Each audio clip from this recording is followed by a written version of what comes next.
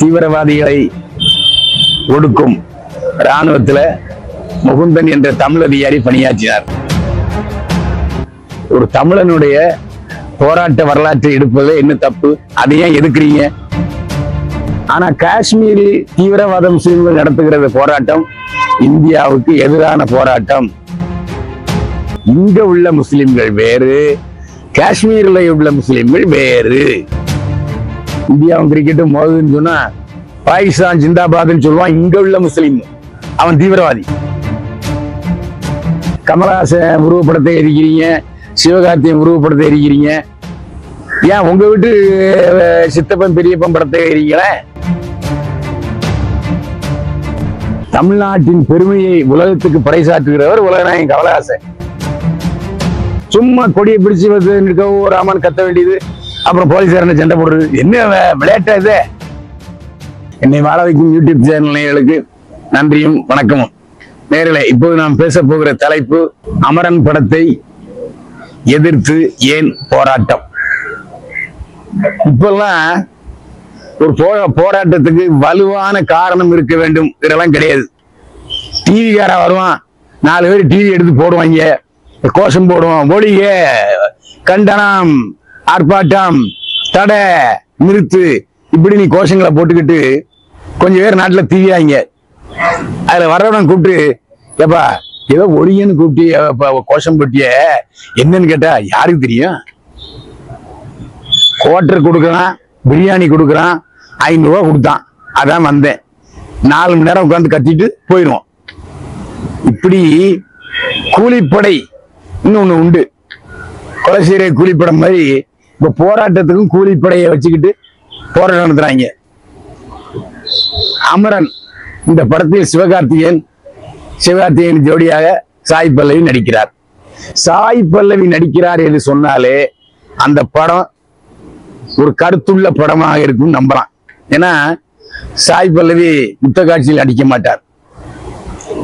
ஒரு வலுவான கதை, நல்ல பாத்திரம், அந்த பாத்திரம் நடிச்சு நம்ம பேர் எடுக்க முடியும்னு சொன்னா தான் சாய் பல்லவி நடிப்பார். இந்த படத்துக்கு ராஜ்குமார் பெரியசாமி கதை, திரைக்கதை, வசனம் எழுதி இயக்குகிறார். இந்த படத்தை உலகநாயகன் கமலஹாசன் தன்னுடைய ராஜ்கமல் பிலிம்ஸ் இன்டர்நேஷனல் சார்பில் தயாரிக்கிறார்.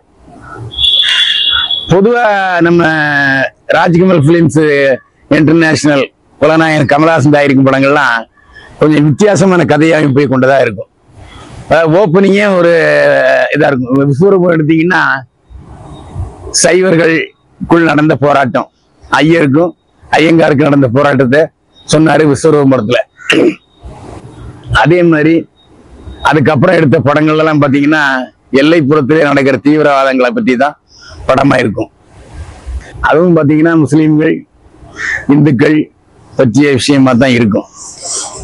ஆனா ஒண்ணு நம்ம புரிஞ்சுக்கணும், படங்களுக்கு அனுமதி கொடுப்பது சென்சார் போர்டு. இது ஒரு சுதந்திரமான அமைப்பு. தணிக்கை குழுவுக்கு உறுப்பினர்கள் இருக்காங்க, தலைவர் இருக்காரு.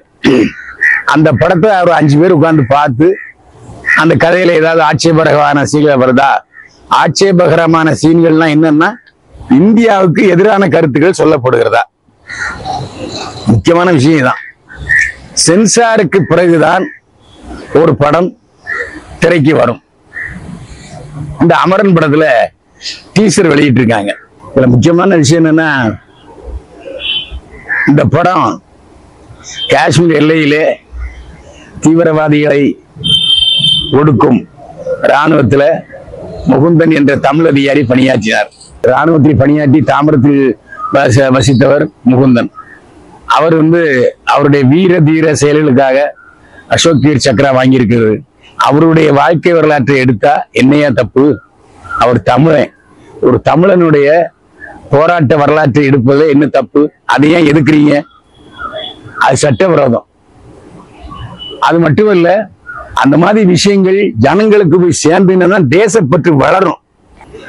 ஆரம்பத்திலேயே அமரன் கதை இந்த இராணுவ அதிகாரி முகுந்தன் பற்றிய கதை என்று சொல்லிவிட்டார்கள். அப்போ முகுந்தன் என்பவர் யார்? இந்திய இராணுவத்திலே பணியாற்றிய முக்கிய பொறுப்புள்ள ஒரு வீரம் உள்ள கடமை கண்ணியம் கட்டுப்பாடு உணர்வுள்ள ஒரு அதிகாரி. அவரு காஷ்மீர்ல போய் தீவிரவாதிகளை ஒடுக்குகிற படைக்கு தலைவராக இருந்திருக்கிறார். காஷ்மீர்ல முதல்ல என்ன நடக்குங்கிறத ஒரு அடிப்படையா நாம விஷயம் தெரிஞ்சுக்கணும். அதாவது காஷ்மீர்ல தீவிரவாத முஸ்லிம்கள் வந்து போராடுறாங்க. காஷ்மீரை பாகிஸ்தானுடன் இணைக்க வேண்டும் போராட்டம் நடக்குது. ஆனால் காஷ்மீர் இந்திய பகுதி என்று மத்திய அரசு உறுதியாக சொல்லுகிறது. ஒரு பிடி மண்ணை கூட காஷ்மீரில் நாம் பாகிஸ்தானை விட்டு தர மாட்டோங்கிறதா இப்போது மத்திய அரசின் கொள்கையா இருக்குது, நம்முடைய கொள்கையா இருக்குது. நீங்க மத்திய அரசு வேற நாம வேறன்னு சொல்லக்கூடாது. நம்ம இந்தியாவில் ஒரு இப்படி மண்ணை பாகிஸ்தானுக்கு கொடுத்துருவோமா? தமிழ்நாட்டில் எல்லையில ஒரு கிராமத்தை ஆந்திராவுக்கு கொடுத்துருவோமா? நம்ம நாட்டிலேயே மாநிலத்துக்கு மேல பிரிவினர் இருக்கும் போது இதுல போய் தீவிரவாதிகளுக்கு நாம எப்படி சப்போர்ட் பண்றது? ஆனால் இந்திய ஜனநாயக அமைப்பினர் போராட்டம் நடத்துகிறார்கள். இவர்கள் இஸ்லாமியர்கள் என்பது நமக்கு தெரியும். நம்ம நாட்டை பொறுத்தவரையும் இஸ்லாமியர்களும் இந்துக்களும் அண்ணன் தம்பிகளாக பழகி கொண்டிருக்கிறோம். ஆனா இங்க உள்ள முஸ்லிம்கள் வேறு, காஷ்மீர்ல உள்ள முஸ்லிம்கள் வேறு. காஷ்மீர்ல உள்ள முஸ்லிம்கள் பாகிஸ்தான் ஆதரவாளர்கள். இந்த உதாரணம் சொன்னா இந்தியாவும் கிரிக்கெட்டும் மோதுன்னு சொன்னா பாகிஸ்தான் ஜிந்தாபாத்ன்னு சொல்லுவான். இங்க உள்ள முஸ்லீம் அவன் தீவிரவாதி. நாட்டு பற்றி இல்லாத முஸ்லீமை நம்ம வந்து இந்தியக்காரன்னு சொல்ல முடியாது. இதான் நம்முடைய கருத்து.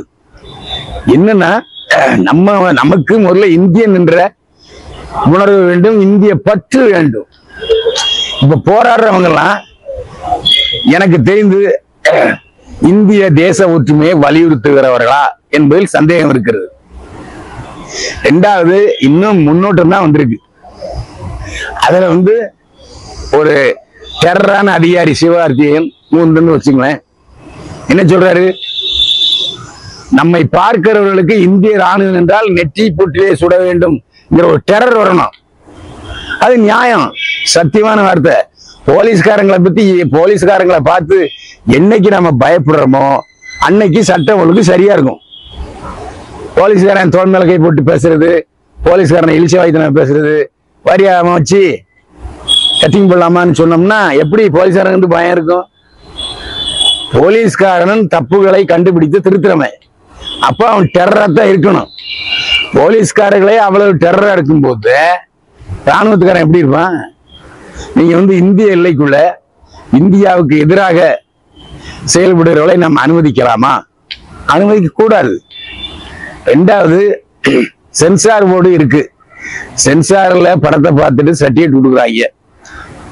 சென்சார்ல சர்டிபிகேட் வாங்கி தியேட்டர்ல படம் வந்த பிறகு அதை எதிர்ப்பது முட்டாள்தனம். ஏன்னா சென்சார் போர்டு ஒரு சர்டிபிகேட் கொடுத்துறாங்க, அப்ப அது பார்க்கலாங்கிறது அர்த்தமே தவிர அதை ஏற்றி என்ன போராட்டம்? இன்னும் சென்சாரே ஆகல, அதுக்குள்ள ஏன் போராடுறீங்க? என்ன கேட்டா, ஒரு காலத்துல ஜெயலலிதா ஒரு சட்டம் கொண்டு வந்தாங்க.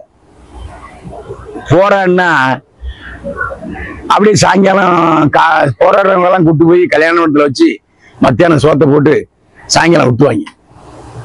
ஒரு முறை என்ன சொன்னாங்க, போராடுறாங்கல்ல ஜெயிலுக்கு போக தயாரா இருக்கவங்க தான் போராடணும், 15 நாள் உள்ள போட்டு ரிமாண்ட் போடுன்ட்டாங்க. அதுக்கப்புறம் போராட்டம்னா இவனும் வரமாட்டான். அதாவது போராட்டம் என்பது இந்தியாவில் நம்மை அடிமைப்படுத்திய வெள்ளைக்காரனை எதிர்த்து போராட்டம் பண்ணோம், அது சரியான போராட்டம், விடுதலை போராட்டம். ஆனா காஷ்மீரில் தீவிரவாத முஸ்லிம்கள் நடத்துகிறது போராட்டம் இந்தியாவுக்கு எதிரான போராட்டம். அதை அனுமதிக்க கூடாது, ஆதரவு தரக்கூடாது. இப்போ எதுக்கு படம் ரிலீஸ் ஆகாம நீங்க போராட்டம் நடத்துறீங்க? போராட்டம் நடத்துறவங்க சமூக அமைதியை கெடுக்கிறாங்கன்னு சொல்லி கேச போட வேண்டியதானே போலீஸ்காரங்க. என்னை கேட்டால் தும்முனதுக்கு போராட்டம், இருமுனதுக்கு போராட்டம் என்பதெல்லாம் தடை செய்ய வேண்டும். இது போன்ற நியாயமற்ற அரக்கத்தனமான போராட்டங்கள் எல்லாம் நாட்டில் அமைதியை சீர்குலைப்பதற்குத்தான் நடக்குது. ஏன்னா நேற்று நான் அந்த வீடியோ ஒன்று பார்த்தேன். போலீஸ்காரங்களை அடிக்க போறாங்க அந்த போராட்டம் பண்றவங்க. போலீஸ்காரரை தொடுவதற்கு யாருக்கும் உரிமை இல்லை. ஏன்னா போலீஸ்காரர்கள் தங்களுடைய கடமையை நிறைவேற்றுறாங்க. அந்த கடமையை நிறைவேற்றுறதுக்கு தடை விதிக்கிற அளவுல நீங்க சட்டை பிடிச்சி இழுத்து சண்டை போட்டீங்கன்னா அது அஃபென்ஸ், குற்றம், தண்டனைக்குரிய குற்றம். போலீஸ் அதிகாரிகளை கடமையை செய்ய விடாமல் தடுத்தால் அது தண்டனைக்குரிய குற்றம். ஆமாவா இல்லையா? அப்ப ஏன் போராடுறாங்க? தமிழக அரசிடம் நாங்கள் கேட்டுக்கொள்வதெல்லாம், நீங்க சினிமா என்பது ஒரு பொழுதுபோக்கு சாதனம். அந்த பொழுதுபோக்கு சாதனத்துல எப்போ அத்திபூத்த மாதிரி இந்த மாதிரி படங்கள் வருது, அமர மாதிரி படங்கள், கருத்துள்ள படங்கள், வாழ்வியல் படங்கள், யதார்த்தமான படங்கள், வாழ்க்கையை சொல்லுகிற படங்கள், உண்மையை சொல்லுகிற படங்கள்னு கொஞ்சம் வருது. அதை இந்த மாதிரி போராட்டம் பண்ணி கெடுத்துட்டாங்கன்னா எப்படி சரியா வரும்? நீ அப்படியே உனக்கு எதிர்ப்பு தெரிவிக்கிறதா இருந்தா அரசாங்கத்தை மனு போடுங்க. இந்த மாதிரி அவங்க எடுத்துக்கிட்டு இருக்காங்க, அதை கொஞ்சம் கண்காணிப்புல இருங்கன்னு போடுங்க. அதை விட்டுட்டு ரோட்ல இருந்து போராடுறதுக்கு உங்களுக்கு உரிமை கொடுத்தது யாரு? சினிமாக்காரன் அவளை எழுச்சி வாங்கின போயிட்டானையா? கமலஹாசன் உருவப்படத்தை எரிக்கிறீங்க, சிவகார்த்திகேயன் உருவப்படத்தை எரிக்கிறீங்க. ஏன் உங்க வீட்டு சித்தப்பன் பெரியப்பன் படத்தை எரிக்கிறீங்களே? கமலஹாசன் படத்தையும் சிவகார்த்திகேயன் உருவப்படத்தை எரிப்பதற்கு நீங்கள் யார்? நான் சொல்றேன், தமிழ்நாட்டின் பெருமையை உலகத்துக்கு பறைசாற்றுகிறவர் உலகநாயகன் கமலஹாசன். சினிமாவை பற்றி அக்கு வேறு ஆணி வேறாக விரலின் மணியில் வைத்திருப்பவர் கமலஹாசன். சிவகார்த்திகேயன் ஒரு பச்சை தமிழன், இன்னைக்கு முன்னேறி கொண்டிருக்கிற ஒரு நடிகர். சிவகார்த்திகேயனையும் கமலஹாசனையும் பேசுறதுக்கு, சண்டை போடுறதுக்கு, அவங்க படத்தை எரிக்கிறது சட்டவிரோதமானது. எனவே சிவகார்த்தியின் படத்தையும் கமலஹாசன் படத்தையும் எரிப்பவர்கள் மீது சட்டப்படி தண்டனை கொடுங்கள். இதுதான் தமிழக அரசுக்கு எடுக்கிற கோரிக்கை. போராட்டம் நடந்தனா 15 நாள் ரிமாண்ட் பண்ணுங்க, ஜாமீன் வந்து எடுத்துட்டு போட்டோம். அப்பதான் அந்த போராட்டத்தினுடைய வலிமை உங்களுக்கு தெரியும். பொதுவாக தமிழக அரசுக்கு நாம் விடுக்கிற கோரிக்கை என்னன்னா, இன்றைக்கு முதல்வராக மு க ஸ்டாலினுடைய தாய் வீடு சினிமா. அவருடைய மகன் விளையாட்டுத்துறை அமைச்சர் மற்றும் அமலாக்கத்துறை அமைச்சர் உதயநிதி ஸ்டாலினுடைய தாய் வீடு சினிமா. சினிமா ஏற்கனவே தியேட்டருக்கு வந்து படம் பார்க்க மாட்டேங்கிறான். இதுல சினிமாவுக்கு வருகிறவர்களுக்கு குறைவா இருக்கிறார்கள், தியேட்டர்ல வருமானம் வரல. இப்படிப்பட்ட சூழ்நிலையில போராட்டம், சினிமா எடுத்து போராட்டம்னா கேவலமா இல்லை? எனவே இனிமேல் யாராவது சினிமா எடுத்து போராட்டம்னா 15 நாள் ரிமாண்ட் பண்ணுங்க, ஜாமீன்ல வரட்டும். அப்பதான் போராட்டத்தினுடைய மகிமை, வலிமை தெரியும் உங்களுக்கு. சும்மா கொடியை பிடிச்சு நிற்க ராமன் கத்த வேண்டியது, அப்புறம் போலீஸார் சண்டை போடுறது, என்ன விளையாட்டா இது?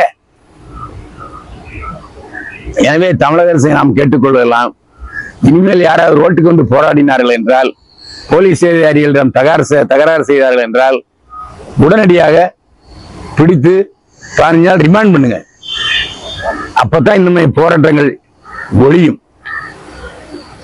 போராட்டங்கள் வேண்டாம் என்று சொல்வது நமது வேலை அல்ல.